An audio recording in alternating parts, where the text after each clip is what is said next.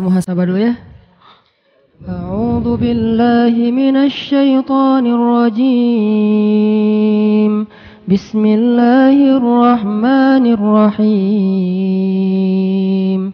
Alhamdulillahi rabbil alamin. Ar-Rahmanir Rahim. Maliki yaumiddin. Iyyaka na'budu wa iyyaka nasta'in. Ihdinas siratal mustaqim.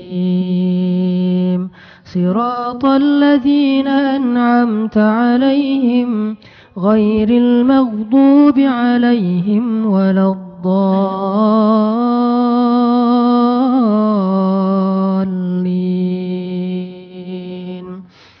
Allahumma lakal hamdu ala ni'mati kulliha.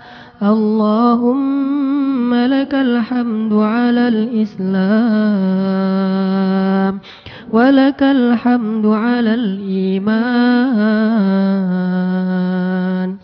Walakal hamdu ala al-qiyam. Walakal hamdu ala al-siyam. Walakal hamdu ala al-Qur'an.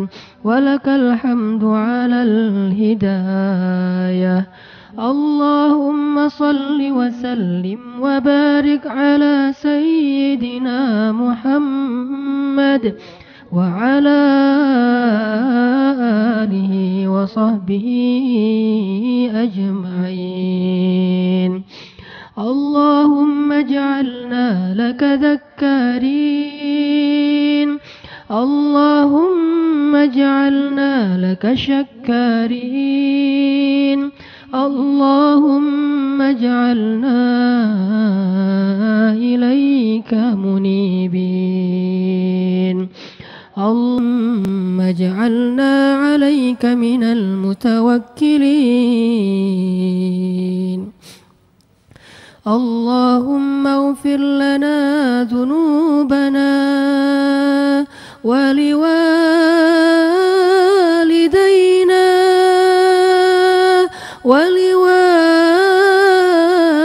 ولوالدينا ولوالدينا ولوالدينا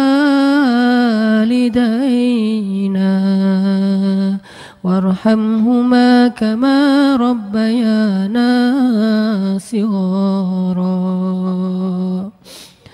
اللهم اغفر لأمهاتنا يا الله ولآبائنا يا الله ولإخواننا يا الله ولأخواتنا يا الله ولأساتذتنا يا الله ولجميع المسلمين والمسلمات يا الله. ربنا ظلمنا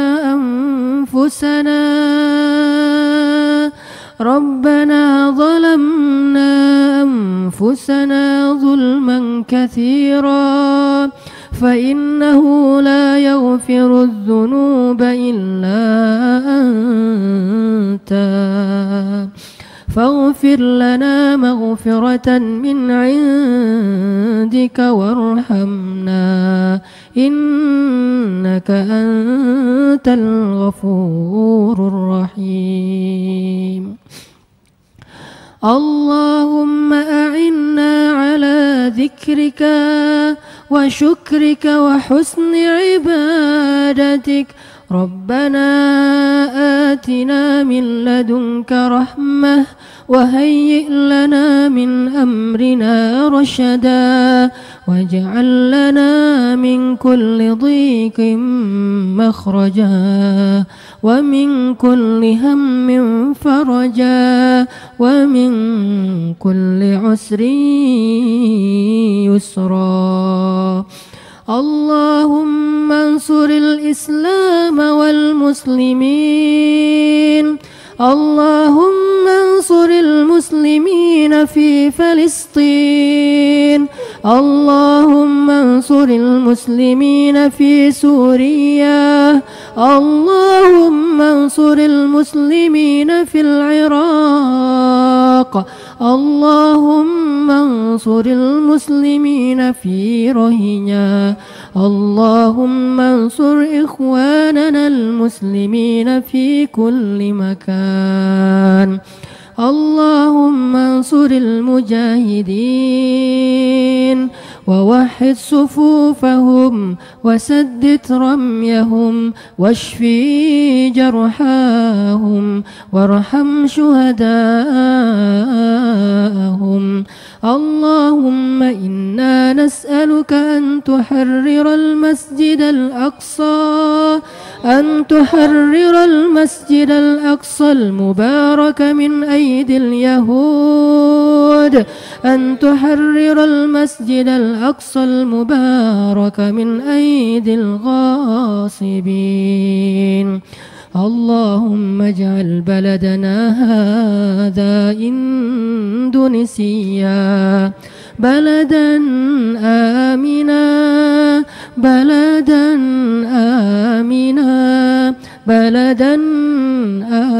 آمنا وارزق أهله من الثمرات من آمن منهم يا رزاق اللهم اهد شباب المسلمين اللهم استر عورات نساء المسلمين اللهم انصر دعوة المسلمين اللهم ربنا هب لنا من أزواجنا وذرياتنا قرة أعين واجعلنا للمتقين إماما. Ya Allah, Engkau maha baik ya Allah. Maafkan kami jika sering mengeluh karena tidak memahami kebaikan-Mu ya Allah. Engkau maha terpuji ya Allah. Maafkan kami jika kami sering memuji diri sendiri, padahal kami penuh dengan hina dan dosa ya Allah. Engkau yang maha suci ya Allah. Maafkan kami hamba-hamba-Mu yang penuh dengan noda dan dosa. Kami kotor dengan dosa-dosa kami di masa lalu ya Allah. Engkau yang menutupi aib-aib kami ya Allah. Jika sedikit saja Engkau buka aib-aib kami, pasti tak ada seorang pun yang akan duduk di sebelah kami ya Allah. Tak akan ada seorang pun yang memandang kami dengan pandangan memuji dan menghormati ya Allah. Takkan ada seorang pun yang mau berteman dengan kami ya Allah. Engkau yang menutupi aib-aib hamba-hamba-Mu ya Allah. Lalu kami sendiri yang membuka aib itu ya Allah. Duhai Allah yang maha pengampun, tak ada dosa satupun yang tidak Engkau ampuni ya Allah. Sebanyak apapun dosa hamba-hamba-Mu, bahkan sampai memenuhi langit dan bumi, tidak ada isi langit dan bumi kecuali dosa-dosa mereka. Lalu jika mereka meminta ampun kepada Engkau, pasti Engkau mengampuni ya Allah. Engkau tidak pernah berputus asa mengampuni dosa hamba-hamba-Mu, meski dia mengulang kembali dosa yang sama setelah dia bertaubat. Lalu dia bertaubat lagi dan Engkau terima taubatnya. Dia berdosa lagi, taubat lagi, Engkau terima lagi ya Allah. Tidak pernah Engkau merasa bosan dan berputus asa dari menerima taubat hamba-hamba-Mu. Maafkan kami jika kami kadang berputus asa meminta ampun kepadamu, berputus asa bertaubat kepadamu. Kami tidak merasa lelah berbuat dosa, tetapi kami sering mengeluh lelah beristighfar. Kami tidak merasa lelah untuk begadang semalaman tanpa melakukan apapun yang bermanfaat. Tapi kami merasa lelah untuk sekedar sholat 2 rakaat di sepertiga malam. Ampunkanlah kekurangan dan kelemahan hamba-hamba-Mu ya Allah. Dosa kami teramat banyak ya Allah, terutama dosa kepada kedua orang tua. Kami anak-anak yang durhaka ya Allah. Kalau di dalam Al-Quran mengatakan saja adalah durhaka kepada ibu dan ayah, maka kami pernah mengatakan yang lebih dari itu kepada keduanya, ya Allah. Kami pernah membentak yang lebih dari itu kepada keduanya, ya Allah. Kami pernah membentak kedua orang tua kami sampai mereka terdiam dan kaget dengan perangai kami, ya Allah. Ibu kami tidak pernah membayangkan, pernah mengandung, menyusui, menimbang-nimbang kami, menggendong kami dengan penuh kasih sayang. Tapi suatu saat anak yang mereka sayangi sejak kecil kelak akan membentak mereka, ya Allah. Rugilah seorang ibu yang melahirkan anak yang hanya ketika menjadi dewasa anak itu menjadi durhaka kepada ibunya. Maafkan kami, ya Allah, jika kadang kedua orang tua kami takut menyampaikan hajatnya kepada kami karena pernah kami marahi, ya Allah. Takut menyampaikan keinginannya kepada kami karena pernah kami tersinggung dan membentak mereka, ya Allah. Sehingga mereka diam saja, mereka tertekan, mereka takut, mereka tidak ingin mengecewakan dan merusak hari-hari kami. Mereka tidak ingin membuat keluarga kami tidak nyaman karena kehadiran mereka di tengah-tengah kami. Padahal dulu mereka tidak pernah merasa terganggu dengan kehadiran kami di dunia yang mereka rawat sekian tahun lamanya, ya Allah. Kadang sehari dua hari orang tua kami datang ke rumah kami sudah mengeluh dan merasakan ketidaknyamanan. Maafkan kami yang durhaka kepada orang tua, ya Allah. Belum mampu kami membalas jasa ibu dan ayah kami, ya Allah. Kami baru mampu mendoakan mereka. Sebagaimana mereka menyayangi kami, sayangilah mereka, ya Allah. Sungguh kasih sayang-Mu lebih baik daripada kami, ya Allah. Balasan di sisi-Mu lebih baik daripada kami, ya Allah. Balaslah setiap tetes susu yang diberikan ibu kepada kami dengan balasan ridha-Mu, ya Allah. Balaslah setiap tetes keringat jerih payah ayah kami dengan balasan surga-Mu, ya Allah. Rahmati kedua orang tua kami, ya Allah. Bahagiakan mereka. Ajarkan kami cara berbakti kepada mereka jika mereka masih hidup. Maafkan kami jika mereka telah wafat dan belum mampu membahagiakan mereka. Beri kami kesempatan membahagiakan mereka di akhirat sebagai anak yang solih yang menolong orang tuanya di persidangan hari hisab-Mu, ya Allah. Ilahana, beri kami hidayah, ya Allah. Beri kami hidayah di dalam hati kami, ya Allah. Jangan Engkau biarkan ilmu kami bertambah tetapi amal tidak, ya Allah. Jangan Engkau biarkan ilmu kami bertambah tetapi akhlak kami tetap tidak baik, ya Allah. Perbaikilah akhlak kami setiap kami mengerti satu ayat dan hadis. Perbaikilah amal kami setiap kali kami mendengar satu nasihat dari para ulama. Duhai Allah yang Maha Pengasih lagi Maha Penyayang, janganlah Engkau berpaling dari kami, ya Allah. Meskipun Engkau pantas berpaling dari kami, meskipun kami pantas untuk Engkau tinggalkan karena kedurhakaan kami. Tapi jika Engkau berpaling, siapa lagi yang bisa menolong kami, ya Allah? Siapa lagi yang bisa menyelamatkan kami, ya Allah? Janganlah Engkau palingkan wajah-Mu dari kami, ya Allah. Dekaplah kami dalam kasih sayang-Mu, ya Allah. Bantulah kami, kuatkan hati kami menjalani hidup dan meninggalkan semua perbuatan dosa, terhindar dari godaan-godaan syaitan. Bantu kami agar kembali kepadamu dalam keadaan selamat, ya Allah. Bantu kami ketika sakaratul maut, ketika lisan menjadi keluh untuk mengucapkan la ilaha illallah.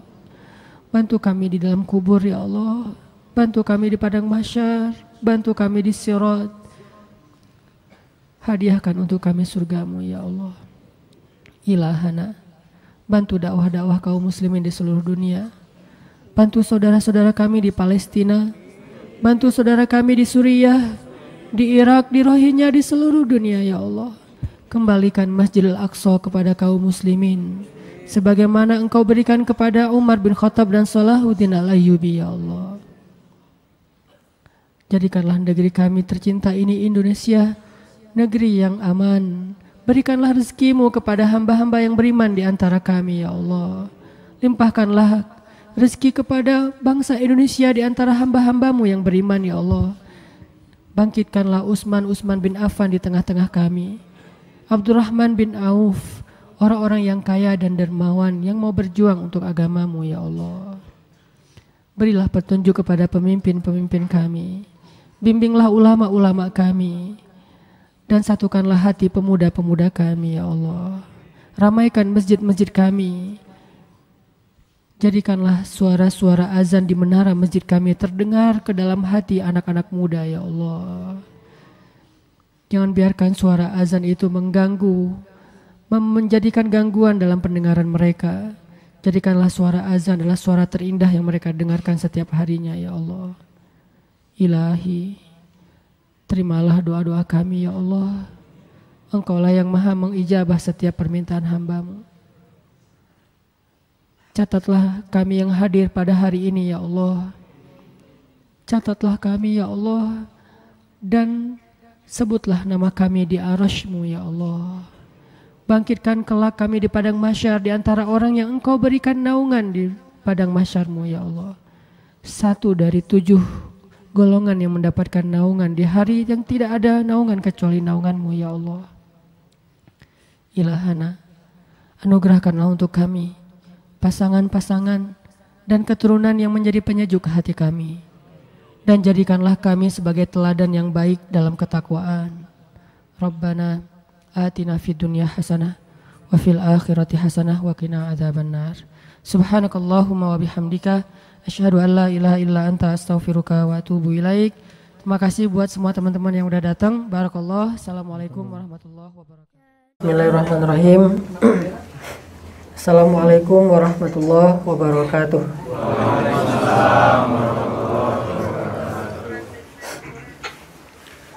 Alhamdulillahirabbil alamin.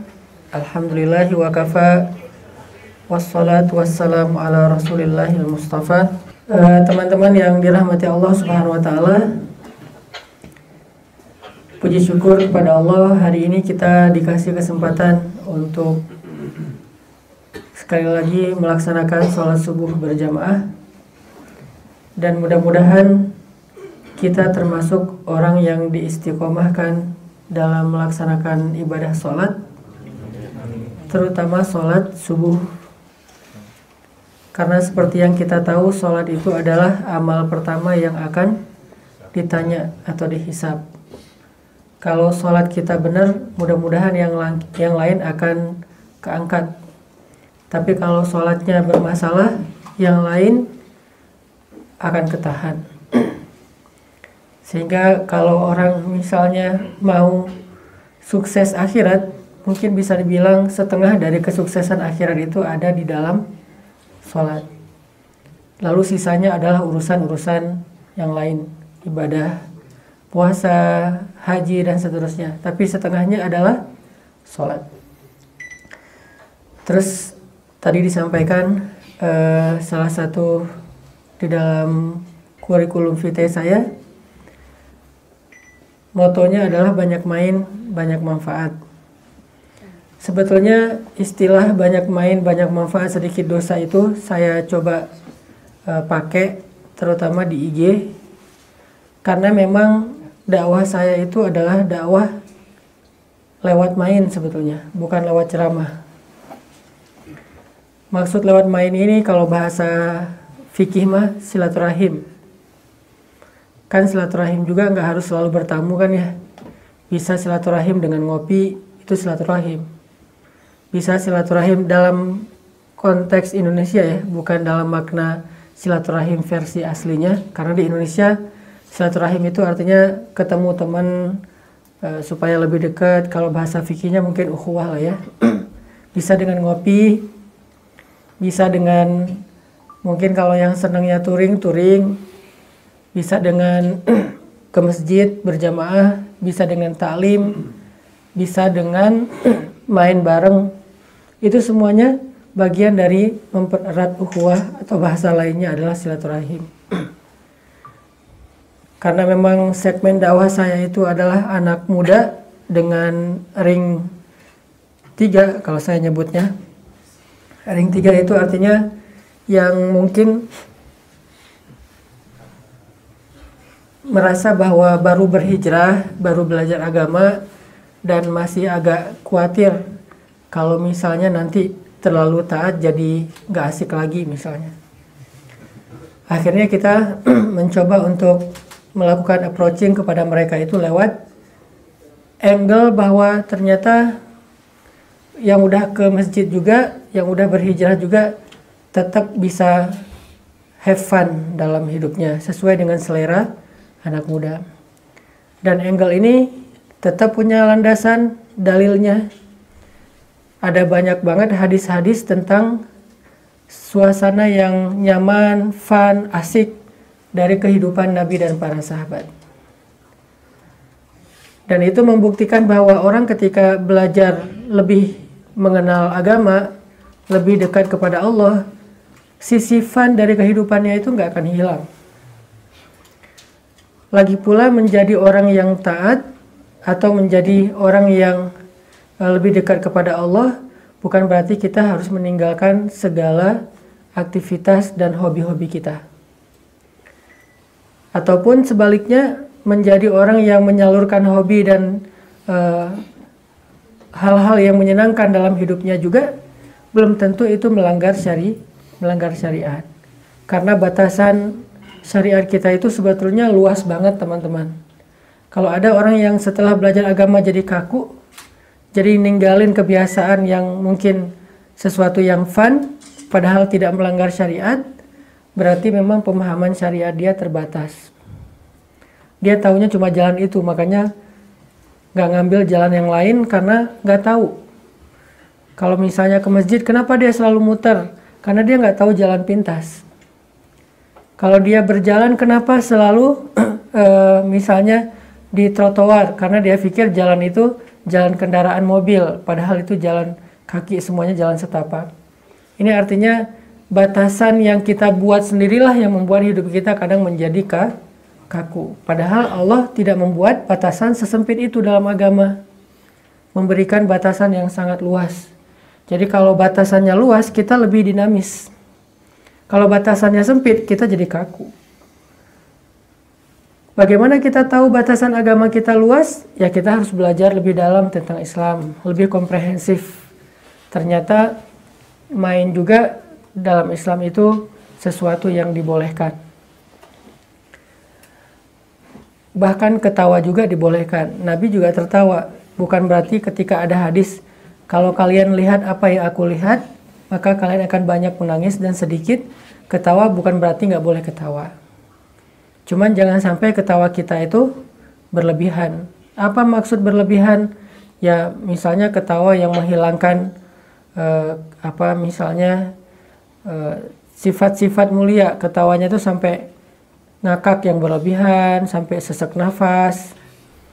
Kan ada yang kayak gitu juga. Atau ketawanya berlebihan karena mentertawakan orang lain. Nah ini mungkin berlebihan. Tapi kalau ketawa yang standar lah ya, ketawa jaim misalnya. Gimana itu teh ketawa jaim? Nah gitu. Itu ketawa jaim. Atau ketawa misalnya karena merasa bahagia atas satu nikmat yang diberikan Allah, atau tersenyum. Bahkan hadisnya Allah juga tersenyum. Jadi kalau misalnya kita belajar agama jadi nggak gampang tersenyum, berarti kita memandang agama itu terlalu sempit. Padahal Allah tersenyum, Nabi suka tersenyum. Allah tersenyum gara-gara ngelihat hambanya meminta ampun, beristighfar, bertaubat, itu Allah tersenyum, senang maksudnya. Kalau Nabi tersenyum karena melihat semangat para sahabat dalam ketaatan, baik itu ibadah maupun dalam bentuk akhlak.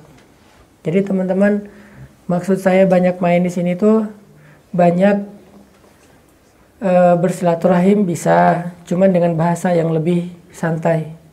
Karena kalau di dakwah itu kita nggak boleh membahasakan diri kita dengan bahasa yang mengaku-ngaku. Jadi saya udah soleh, nggak boleh. Itu namanya mentazkiyah diri sendiri. Wala tuzakku anfusakum, janganlah kalian mengaku diri kalian suci. Saya bilang sedikit dosa bukan berarti ngelakuin dosa, karena kita nggak boleh bilang nggak punya dosa.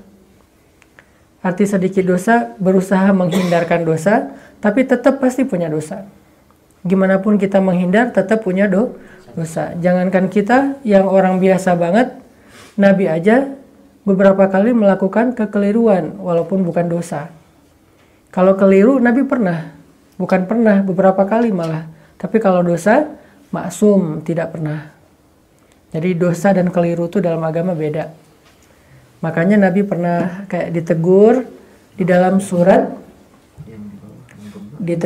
surat Abasa, ditegur dalam surat At-Tahrim, ditegur dalam surat Al-Ahzab, ditegur dalam surat Al-An'am, ditegur dalam surat An-Nur, ditegur dalam surat At-Taubah, ditegur dalam surat Al-Anfal, ditegur dalam surat Ali Imran. Banyak berarti tuh ayat-ayat teguran buat Nabi. Kalau di Mesir tuh pas saya belajar di Al-Azhar, profesor itu suka menyampaikan ayat dalam bentuk tematik. Misalnya ayat-ayat keindahan, kumpulin satu Al-Quran hanya tema ayat-ayat keindahan. Dan di situ jadinya kita tahu, oh ternyata Allah suka dengan keindahan. Termasuk penampilan yang menarik, Allah suka.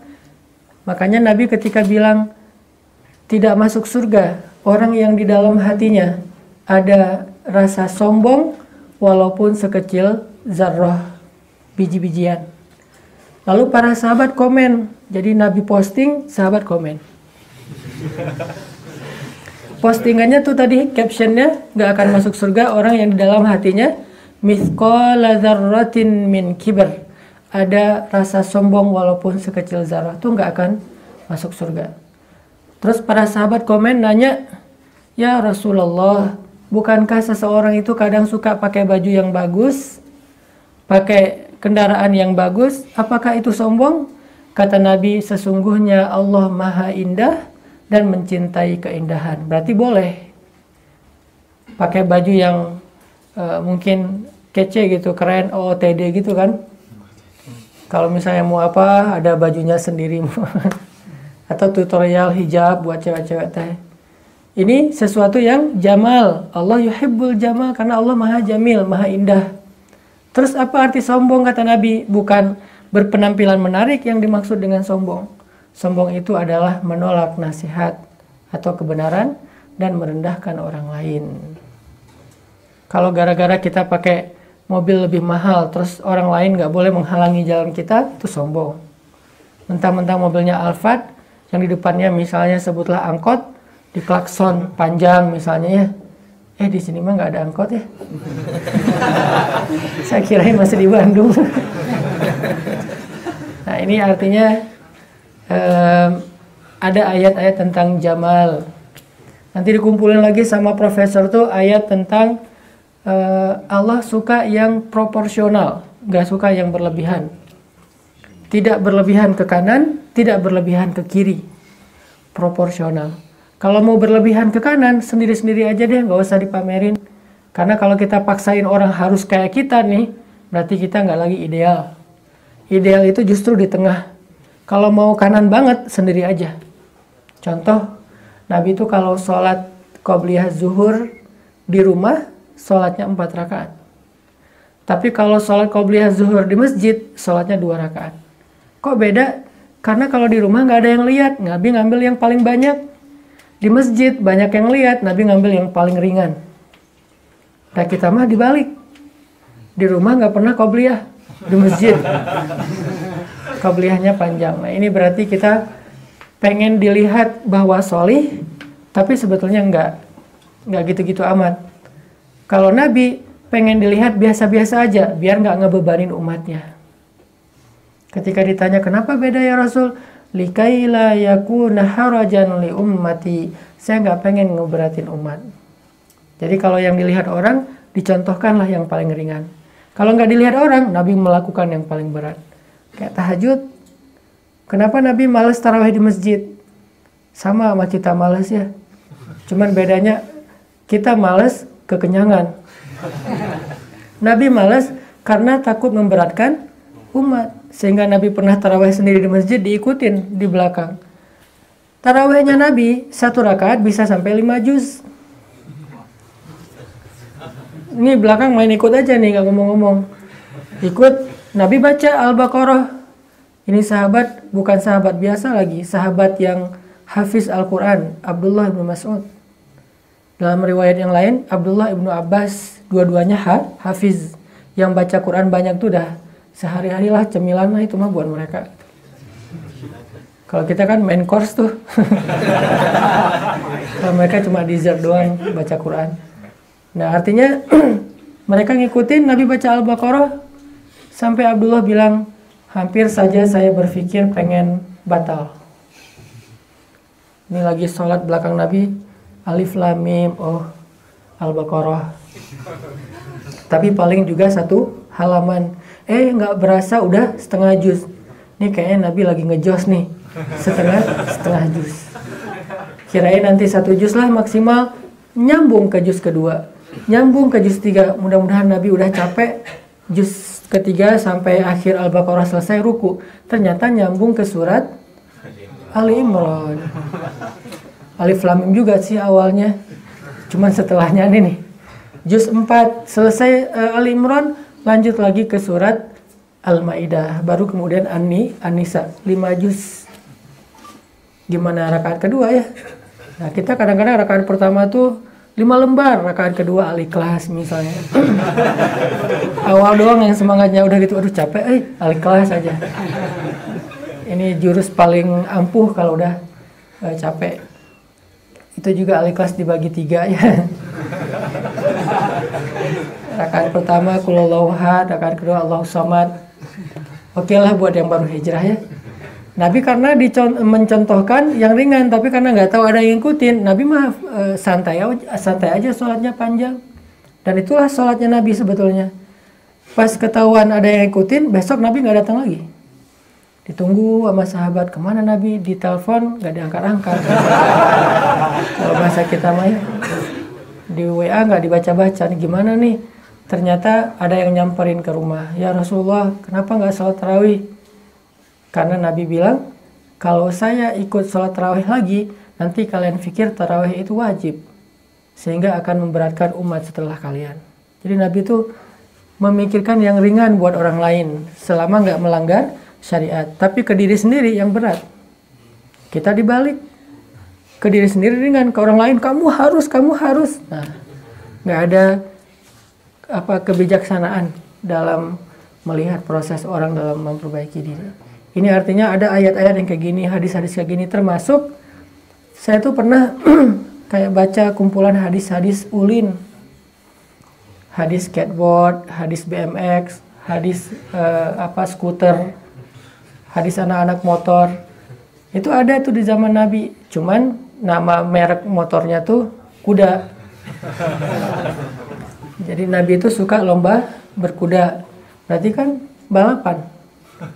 Nabi itu suka treadmill. Treadmillnya sama Aisyah berdua lari di tengah padang pasir. Atau Indorunners lah ya. Lari, udah gitu renang, udah gitu push up. Nabi kayak gitu banget, makanya perut Nabi itu 6 pack. Kalau kita 0 pack ya. Ini ada hadis-hadisnya teman-teman. Dan jangan berpikir ketika kita ngebahas kayak gini itu bukan bahas agama. Itu bahas agama juga. Hadisnya sahih, riwayat-riwayatnya kuat, dan itu dilakukan oleh Nabi walaupun bukan seluruh kehidupan Nabi. Cuman kalau kita mau belajar tentang kehidupan Nabi, jangan cuma lihat angle perangnya walaupun itu luar biasa. Jangan cuma ngelihat angle ibadahnya walaupun itu juga luar biasa. Tapi lihat komprehensif angle-angle yang lain, termasuk angle-angle yang mungkin agak dekat dengan kehidupan anak muda. Kalau kita ngerasa punya hobi, jangan-jangan hobi kita itu nyambung sama hobi Nabi, walaupun namanya beda. Dulu Nabi bilangnya berenang, sekarang bisa snorkeling, bisa diving, bisa surfing, bisa berenang swimming biasa. Walaupun dulu tidak ada snorkeling sama diving, atau bahkan surfing, mungkin nggak ada juga kali ya. Karena surfing itu baru ditemukan tahun kesekian lah. Tapi setidaknya kan berenang. Dan surfing juga yang capek bukan berdiri di atas ombak, pedalnya kan yang capek. Saya awal-awal belajar surfing dulu, ketika pedal gitu, padahal pakai longboard yang pedalnya lebih ringan daripada shortboard. Pedal baru setengah jam itu keluar dari air, tangan udah nggak bisa digerakin, udah gini aja. Akhirnya pas sholat nggak bisa gini, sholatnya nggak bisa diangkat tangannya saking langsung kaku tuh otot. Ini artinya itu juga latihan, itu juga olahraga, cuman namanya surfing. Apalagi kalau misalnya lagi habis diputusin tuh enak banget surfing. Cari aja ombak yang 5 meter, gulungin aja lah. Minta digulung sama ombak lagi baper. Ini teman-teman yang dimaksud dengan syumuliyatul Islam, belajar Islam itu yang menyeluruh, yang komprehensif. Bahwa memang Islam ini agama yang sangat luas, agama yang bisa dipakai daily, harian, bukan cuma dipakai weekly pas hari Jumat doang. Bukan cuma dipakai pas bulan Ramadan doang, tapi daily. Yang namanya daily itu kan kegiatan kita bukan cuma sholat, tapi kita juga ke kampus, kita ke tempat kerja, kita makan, kita olahraga, segala macam. Semua itu adalah kehidupan harian kita. Dan semua itu ada tuntunan atau bisa dibilang kayak ada style dari Islam yang diajarkan kepada kita, sehingga kita bisa tetap mengamalkan Islam walaupun di luar masjid, di jalan, dimanapun. Dan kayaknya teman-teman di Jepang ini udah bisa lebih mudah lah ngamalin akhlak Islam, karena emang masyarakatnya itu udah secara moral tuh hampir bisa dibilang deket banget dengan ajaran-ajaran Islam. Kayak kemarin saya sholat di Premium Outlet Shinsui. Mau sholat asar, ngomong ke informationnya, kita pengen prayer room, pengen sholat. Oh ya sebentar, suruh nunggu. Dia ngambil sajadah, udah ngambil sajadah 2, dibilang maaf ya udah nunggu lama. Coba yang repot siapa, yang minta maaf siapa ya? Padahal dia bukan muslim. Maaf ya udah nunggu lama. Ya dikasih sajadah, dianterin ke prayer room, dibukain pintu, silakan di sini sholatnya. Nanti kalau udah selesai sholat nggak apa-apa, balikin aja sajadahnya ke sana. Nah, artinya dia nunjukin tempat sholat, bukan nganterin, bukan nunjukin tuh sana tuh, enggak. Saya pernah juga di sebuah negara lain, nggak usah disebutin lah ya, biasa lah ya. Ke Madagaskar. Pernah ke sebuah negara lain tuh, nanya tangga. Jadi ada information gitu, kita mau nyebrang gitu, tanya tangga di mana. Dia diem aja. Saya kira nggak dengar. Saya tanya agak lebih keras, tangganya di mana? Maaf gitu. Dia bilang, tengoklah sendiri, kata dia. Dia ketahuan. Marah-marah gitu. Kita belum apa-apa juga udah marah-marah. Akhirnya saya bilang, betul. Ada yang kayak gitu, walaupun mungkin bukan negaranya ya, orangnya kali ya. Ada orang yang nyebelin, ya kayak kita aja lah. Nanya jalan, dia marah-marah. Kayak di Jakarta saya pernah nanya jalan, lupa nggak turun karena buru-buru. Akhirnya orangnya nggak mau nunjukin, atau ditunjukin tapi sambil marah-marah. Di Surabaya juga pernah nunjukinnya arah kebalikan, makin jauh dari tujuan. Dulu tuh belum ada Google Map, jadi masih nyari-nyari nanya ke orang. Artinya belajarlah Islam dan amalkanlah Islam secara daily, bukan hanya dalam angle ritual ibadah. Toh menjadi muslim yang taat itu tidak harus kita melepaskan pakaian biasa kita lalu memakai semuanya dengan satu model pakaian sholat misalnya, nggak harus. Tapi siapa yang pakai pakaian gitu juga kita respect. Yang pakai gamis kita respect. Tapi nggak boleh semuanya diwajibkan harus bergamis baru soleh, belum tentu. Pakai gamis, mangga pakai kotak-kotak flanel silahkan. Mau pakai sorban silahkan, mau pakai kupluk juga nggak apa-apa. Karena itu sesuatu yang bukan wajib dalam agama dan tidak melanggar syariat. Kecuali buat perempuan mungkin memang ada batasan yang lebih spesifik daripada laki-laki. Ini teman-teman, kita coba renungkan lagi pemahaman kita tentang Islam. Bahwa belajar Islam, belajar sama dengan belajar hidup. Dan kita coba rasain juga teman-teman, ternyata Islam itu bukan beban. syariat itu bukan beban. Toh kenyataannya dulu syariat itu turun untuk sebagai solusi. Jadi ada masalah turun ayat, ada masalah turun ayat. Bukan hidup orang lagi normal-normal turun ayat, enggak. Dari sejarahnya juga Islam itu sudah menjadi solusi. Ada masalah nih, misalnya ada cewek datang curhat ke Nabi. Itu direkam di dalam surat curhat. Apa surat curhat? Al-Mujadalah atau Al-Mujadilah. Kan terjemahannya curhat. Di dalam surat curhat itu ada seorang cewek ibu-ibu namanya Khawlah bintu Sa'labah. Dia kayak diceraikan gitu, bahasa fikihnya zihar. Cuman zihar itu nggak common di masyarakat kita. Kayak nuduh istrinya seperti ibu, berarti cerai talak 3 itu, udah nggak bisa balik. Suaminya emosional, orangnya gampang marah. Terus zalim kepada istri, istrinya datang ke Nabi curhat, ya Rasulullah gimana nih, apakah saya sudah haram untuk suami saya? Nabi bilang, iya kalau gitu. Nabi nggak tahu hukumnya, menjawab dengan ijtihad, dengan apa yang beliau pikirkan baik. Ya udah kalau gitu udah haram. Pulanglah dia dalam keadaan sedih, lagi OTW pulang nih, turun ayat pertama dari Al-Mujadilah. Allah mendengar curhat perempuan itu kepada kamu. Bahasa kita mah Allah juga ngebaca DM-nya dia. Karena Allah yang kontrol kan, semua WA, DM segala macam disensor sama Allah.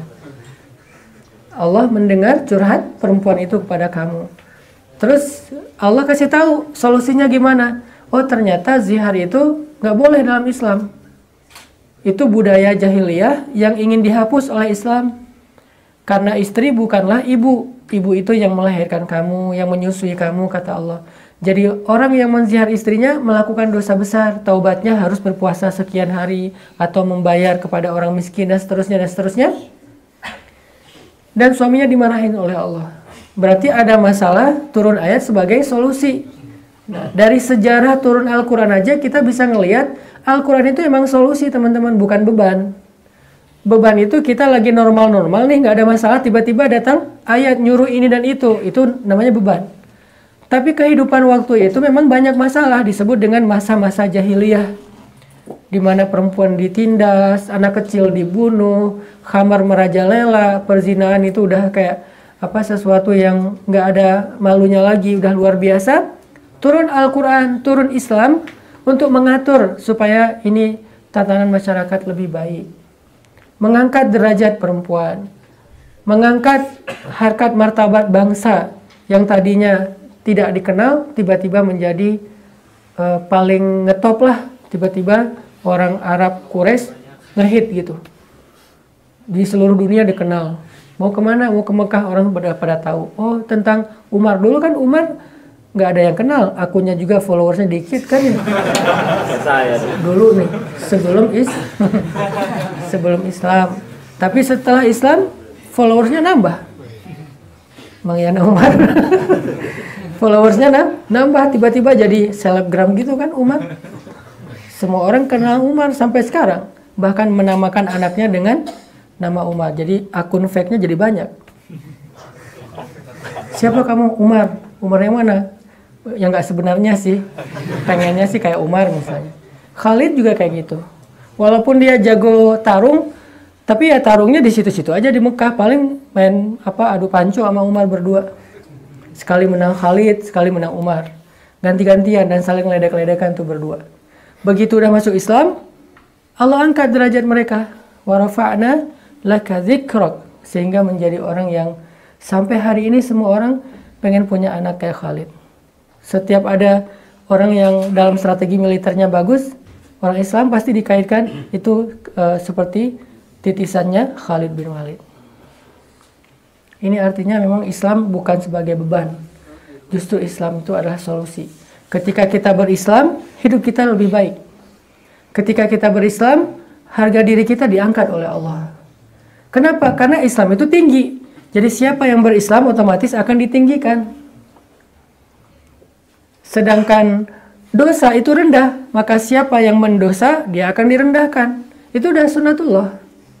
Gak mungkin gara-gara berislam direndahkan tuh gak mungkin. Direndahkan oleh makhluk bisa, gara-gara kita berhijrah, terus dibully sama teman-teman kita itu mungkin. Tapi apapun yang mereka lakukan nggak akan bisa merendahkan kita. Karena siapa yang Allah angkat, gimana pun manusia mau menghalangi, dia tetap akan tinggi. Nabi Muhammad kan Allah angkat, tapi dihina, difitnah segala macam tetap aja keangkat. Bahkan bukan hanya oleh orang Islam Nabi Muhammad itu mulia. Di mata orang kafir yang belum beriman juga waktu itu, Nabi Muhammad itu lebih dihormati daripada Abu Jahal. Muhammad itu lebih dipercayai daripada Abu Jahal. Muhammad itu lebih direspek daripada Abu Jahal. Padahal Muhammad itu dapat banyak fitnah. Abu Jahal banyak dapat pujian dari teman-temannya. Sampai ketika Nabi Muhammad hijrah, baru ketahuan kenapa Nabi Muhammad nyuruh Ali tinggal di rumah beliau. Bukan nyuruh Ali tidur di tempat beliau untuk supaya nunjukin bahwa Ali berani ya. Tapi salah satu misinya adalah Nabi itu nggak sempat balikin harta titipan orang Mekah di rumah beliau karena buru-buru harus hijrah. Maka Nabi meminta tolong kepada Ali, wahai Ali, tolong kembalikan harta yang dititipkan. Jadi safety boxnya itu ada di rumah Nabi coba. Padahal mereka nggak beriman kepada Nabi. Agamanya nggak dipercaya, tapi akhlaknya diikutin. Ini menunjukkan bahwa orang kalau udah diangkat sama Allah, gimana pun dihina, difitnah, ya tetap aja keangkat. Sebaliknya, orang kalau direndahkan oleh Allah kayak Abu Lahab, gimana pun punya harta, jabatan, pengaruh, tetap aja hina. Nggak ada orang kan yang mau ngasih nama anaknya Abu Lahab. Dek, namanya siapa? Abu Lahab. Nggak ada kan ya? Gimana pun dia berkuasa, dia orang hebat, tapi nggak ada juga orang yang mau ngasih nama anaknya dengan nama Fir'aun. Fir yang mana nih? Fir'aun atau Firman? Firman lah, nggak mungkin Fir'aun kan? Artinya kenapa nggak mau ngasih nama Fir'aun? Ada nggak orang yang mau ngasih nama anaknya Farao gitu? Termasuk orang Mesir yang nggak Muslim juga nggak akan mungkin ngasih nama anaknya Farao. Walaupun kata Husni Mubarak dulu sebelum dia lengser, dia bilang abna'u fara'inah, kita ini adalah anaknya Fir'aun. Dia ngaku gitu, kita ini adalah anaknya Fir'aun. Tapi dia punya anak gak ada satupun yang namanya Fir'aun. Namanya tetap nama-nama Islam, Husni, Mubarak, Muhammad, Mahmud, Yusuf. Nama-nama Islam. Kenapa yang dipakai nama-nama orang yang kayak gini padahal dia katanya menjunjung tinggi menghormati Fir'aun? Karena secara fitrah dia tahu Fir'aun itu salah dan hina. Masa mau menamakan anak dengan nama Fir'aun? Gak mungkin banget. Qarun, kaya raya, saya pengen jadi seperti Qarun. Ada nggak? Motivasi bisnis, bagaimana caranya untuk dalam sebulan menjadi Qarun? Nggak ada kan ya?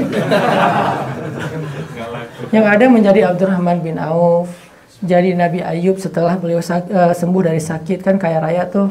Jadi kayak Sulaiman, nggak ada. 10 cara jitu menjadi Qarun, nggak ada itu. Kenapa bisa gitu? Karena Allah rendahkan, tetap aja nggak bisa naik. Kalau Allah tinggikan, nggak ada yang bisa merendahkan. Jadi tu'til mulka man tasha wa tanzi'ul mulka mimman tasha wa tu'izzu man tasha wa tudhillu man tasha. Semuanya di tangan Allah. Kita coba renungkan kembali bahwa kita semangat belajar Islam karena memang Islam itu yang paling tinggi. Siapa yang berislam, Allah akan tinggikan. Islam itu solusi. Siapa yang berislam, dimudahkan. Enggak Ustadz, masa setelah berislam dimudahkan? Buktinya saya habis hijrah jadi banyak masalah. Mungkin kalau dia nggak hijrah, masalahnya lebih parah dari itu. Masalah yang dihadapin sekarang itu gara-gara dia nggak hijrah-hijrah selama ini. Kayak misalnya hutangnya numpuk. Bukan hutang setelah berhijrah, hutang sebelum berhijrah, dibayarnya waktu setelah berhijrah. Gitu kan kenyataannya. Ustadz, sejak saya berhijrah sekarang rezeki saya seret. Kalau dulu lancar. Lancar apanya? Kan kamu hijrah gara-gara hutang. Gimana kamu bilang dulu rezekinya lancar? Hijrahnya gara-gara hutang. Ada teman saya hutangnya 39 M. Dan itu bukan pejabat, bukan siapa, orang ya kayak kita lah. Tapi hutangnya 39 M. Dan itu duit semua. Saya pas dengar juga kaget. Saya aja yang dengar kaget, gimana dia yang punya hutang kayak gitu ya. Hijrah nih, setelah hijrah dia mungkin karena lagi belajar nanya ke saya, Ustadz, dulu tuh rasa-rasanya ya sebelum saya rajin ke masjid, ibadah segala macam, kayaknya rezeki saya tuh lancar Ustadz, nggak kehitung lah. Tapi sejak saya hijrah, kenapa ya agak-agak susah sekarang, nggak kayak dulu. Saya bilang, bagaimana dia menyimpulkan rezekinya lancar, padahal sebelum dia hijrah justru hutangnya numpuk 39 miliar. Nambah nggak hutang setelah hijrah? Nggak nambah Ustadz. Berarti itu sisa-sisa masa jahiliyah tuh 39 miliar. Nah, kenapa sekarang disebut lebih seret gitu, lebih susah? Bukan lebih susah, lebih berkah sedikit tapi manfaat. Daripada dulu rasanya banyak tapi kayak apa, bom waktu gitu. Terus bertambah masalahnya. Tiba-tiba nggak ketahan lagi, baru akhirnya balik arah. Nah, ini kalau mau realistis dan objektif, sebetulnya setelah hijrah hidup kita lebih ringan teman-teman. Cuman kita kadang-kadang ngelihatnya dari angle yang lain, yang keliru. Seolah-olah habis hijrah hidup kita jadi banyak masalah. Enggak. Dulu sebelum kita berhijrah misalnya, ada teman saya juga curhat. Sebelum berhijrah tuh dia bilang dia jarang ketemu sama anak-anak. Jarang banget ketemu sama keluarga, sibuk aja kerja dari pagi sampai tengah malam, subuh berangkat lagi. Memang duitnya ngalir terus sih, tapi nggak ada bahagianya. Sama anak-anak nggak kenal, sama istri juga jarang komunikasi. Hidup itu kayak rumah itu cuma tempat tidur doang, bukan tempat hidup tapi tempat tidur. Pulang ke rumah hanya untuk istirahat, pergi lagi. Hidupnya itu di luar, di kantor, bisnis segala macam. Gak bahagia, sampai anaknya udah gede, dia ngerasa gak kenal sama anaknya. Yang lebih parah lagi, anaknya yang gak kenal sama dia. Kalau anak SD itu sampai ada curhat dari seorang ayah, ibu gurunya nyuruh anak-anak semuanya gambar tentang tema family, keluarga. Si anak teh gambar, dia, kakaknya, ibunya, ayahnya gak ada. Ditanya, ayahnya kemana? Ayahnya kerja. Jadi nggak digambarin.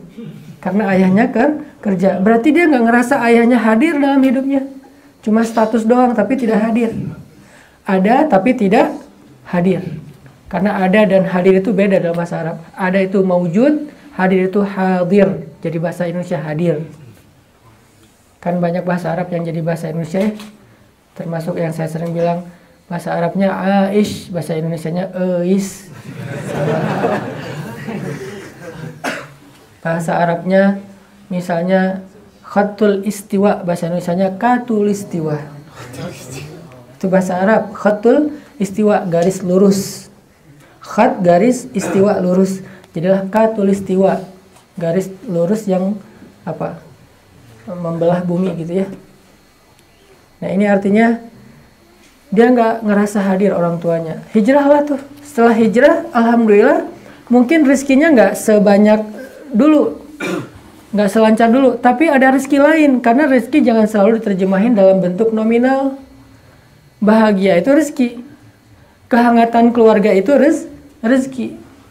Bisa dapat senyum dari pasangan itu, yang udah punya pasangan ya, itu rezeki. Berarti yang masih jomblo nggak dapat rezeki karena nggak disenyumin. Masa disenyumin mantan di atas pelaminan, nggak enak banget. Itu senyum mematikan. Ini artinya dia dapat rezeki dalam bentuk yang lain yang nggak akan kebayar dengan uang juga. Buktinya apa? Dia punya uang selama ini tapi nggak dapat senyum dari pasangannya. Dia punya banyak uang tapi nggak dapat kehangatan dari keluarganya. Berarti kan dia nggak bisa beli kebahagiaan dengan duit yang banyak yang numpuk, saldonya itu entah berapa miliar, tapi rumah tangganya kacau balau. Berarti dia nggak bisa beli dengan uang yang banyak itu membuat rumah tangganya nyaman, nggak bisa. Berarti rezeki bisa aja uang, tapi berkah, bisa juga kebahagiaan, walaupun tidak ada angka nominalnya. Cuman kalau mau dibeli mahal banget. Buktinya orang yang punya uang miliaran juga nggak bisa ngebeli kebahagiaan. Ada seorang teman di Cirebon, suaminya itu salah satu direktur di sebuah perusahaan. Istrinya lebih tinggi lagi, GM di sebuah hotel. Suami istri sama-sama sukses secara karir. Suaminya penghasilannya gede, istrinya juga luar biasa. Saking tingginya karir mereka, sangat sibuk kan? Sampai kalau yang istrinya tuh namanya GM kan, punya ruang khusus, kayak punya kamar yang kayak Presiden Suite gitu di hotelnya. Dia tinggal di situ karena susah mau pulang. Pulang kerjanya hampir 24 jam di hotel. Akhirnya suami istri ini status doang, nggak pernah ketemu. Seminggu sekali juga belum tentu ketemu. Kadang yang satu ke Amerika, yang satu ke Australia, satu kutub selatan, satu kutub utara. Wah, sibuk aja. Judulnya sih keliling dunia. Orang yang ngelihat di luar, enak ya hidup dia keliling dunia terus. Kita ngelihat karena nggak tahu dan nggak ngerasa. Dia sendiri ngerasa, kenapa ya hidup saya repot gini? Keliling dunia, dan itu udah jadi bagian dari tanggung jawab pekerjaan dia. Kemana-mana tuh bawa paspor. Belanja kemana? Bukan ke pasar baru, Singapura. Paling dekat tuh belanja mau beli bawang aja ke Malaysia. Ini saking luar biasa nih orang. Artinya kemana-mana dia bawa paspor. Dia cerita, Ustadz, dulu tuh di tas kecil saya itu selalu ada paspor, Ustadz. Karena saya bisa ke luar negeri itu dalam hitungan jam. Ada masalah apa langsung ke luar negeri, terbang gitu. Dan emang udah super sibuk.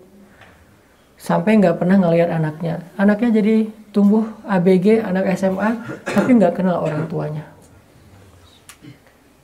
Terus ada lagi satu kasus sama juga kayak gini, dua-duanya sibuk. Ternyata karena saking jarangnya ketemu dengan pasangan, ngalamin kelainan. Istrinya punya suami, suaminya punya istri. Tapi suaminya istri perempuan, istrinya suami laki-laki. Aneh kan? Saya juga nggak ngerti kayak gitu lah.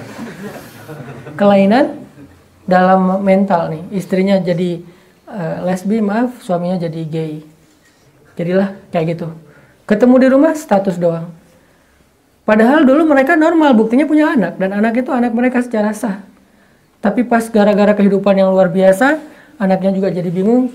Anaknya cuma kenal drivernya sama neninya. Nggak kenal ayah dan ibunya. Berarti duitnya udah banyak, karirnya udah melejit, nggak bisa membeli kebahagiaan. Ternyata kebahagiaan itu Allah simpan di dalam agama. Cuman kadang-kadang kita beragama tapi masih berpikir dengan pola pikir materialis. Beragama tapi masih berpikir dengan angle dunia. Sehingga kita mengukur agama itu kurang memberi manfaat gara-gara kita ngelihat dari angle dunia. Tapi kalau kita ngelihat agama dengan rasa, setelah beragama kan jadi nyaman. Gara-gara kita berhijrah, ketika dapat ujian kita lebih kuat. Mungkin kalau dulu kita diuji kayak gitu, udah bunuh diri. Untung kita diputusinnya setelah berhijrah. Jadi nggak loncat dari jembatan nyangkut di kabel listrik. Alhamdulillah gitu kan ya. Mau diganti yang lebih baik. Di akhirat tapi ya. Nikahnya di surga gitu. Kan pasti lebih baik. Ini artinya teman-teman jangan selalu suuzon bahwa agama itu menyulitkan, agama itu beban. Allah tuh nggak pengen banget disebut sebagai beban. Yang ngasih solusi hidup kita kan Allah. Masa kita bilang Allah ngasih beban?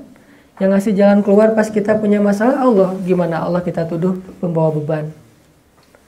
Justru Allah mengatakan, wa wada'na anka wizrak, kami turunkan beban-beban kamu.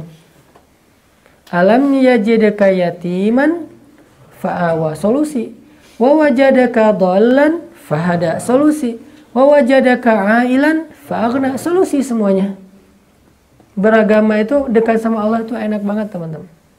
Hidup tuh kalau dekat sama Allah lebih enak daripada dekat kepada orang kaya ataupun orang yang berkuasa.